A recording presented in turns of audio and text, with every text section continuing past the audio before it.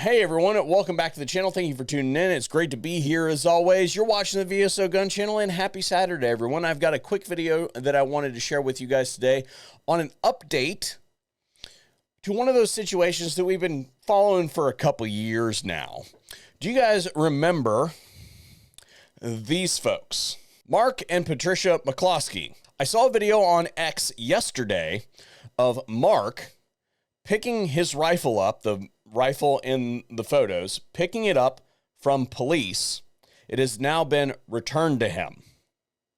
That and more after we hear a quick word from today's sponsor.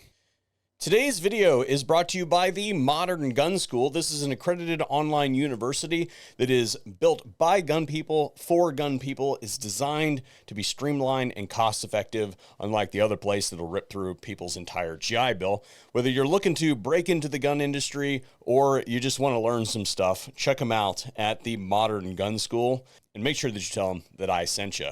Let's get back to the video. All right, I'm going to lead off this morning by saying that I find every single facet of this situation hyper cringe. Let's take it from the top.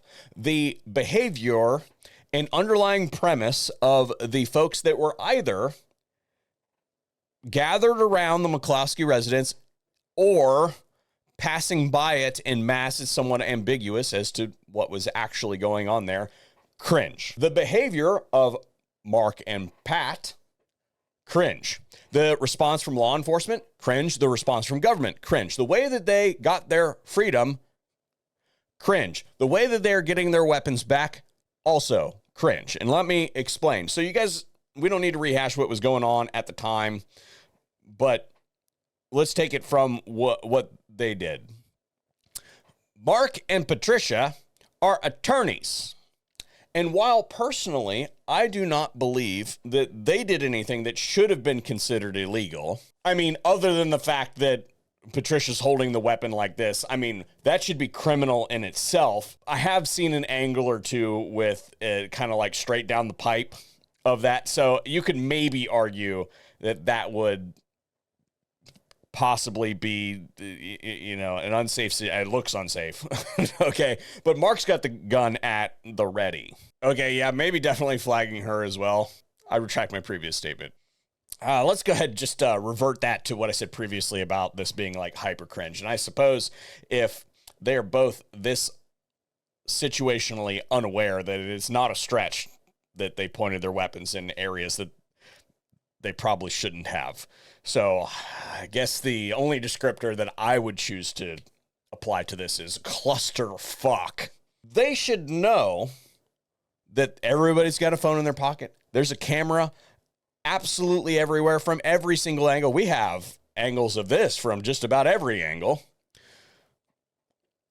Optics are a thing, and it looked really bad. Just look at the photo. I need not say more. When law enforcement showed up, it should have been, hey, crowd, disperse.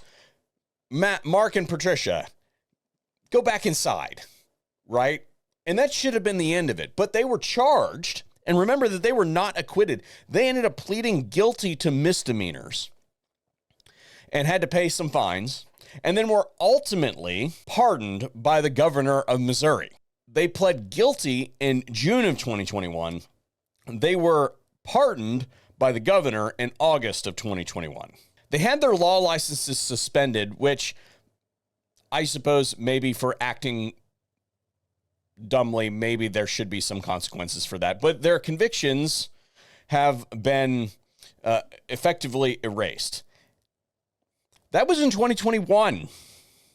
It's 2025. It is more than halfway through 2025. Why are they just now getting their weapons back? And that's just Mark's guns. His post on X shows him picking his rifle up, and then there's also a post about how long it took, the appeals and all that sort of stuff, and that hopefully here pretty soon, Patricia will get her Saturday night special back. To be clear, I wouldn't cast any shade on them for taking the plea deal whatsoever, especially when you consider that they were working in the legal field. The prospect of a felonious conviction, particularly in the climate of the day, absolutely, I would have taken that deal. It also appears to me that their legal licenses have been reinstated, so that's good. They are essentially whole at this point in time, except for the out of everything they had to go through and the funds to get to that point. It appears to me that it is going in the right direction. Two things to add.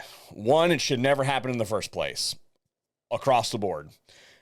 And two, I sincerely hope now that they're getting their weapons back, if they haven't filled the gaps already, that they seek out some quality firearms instruction because they clearly need it.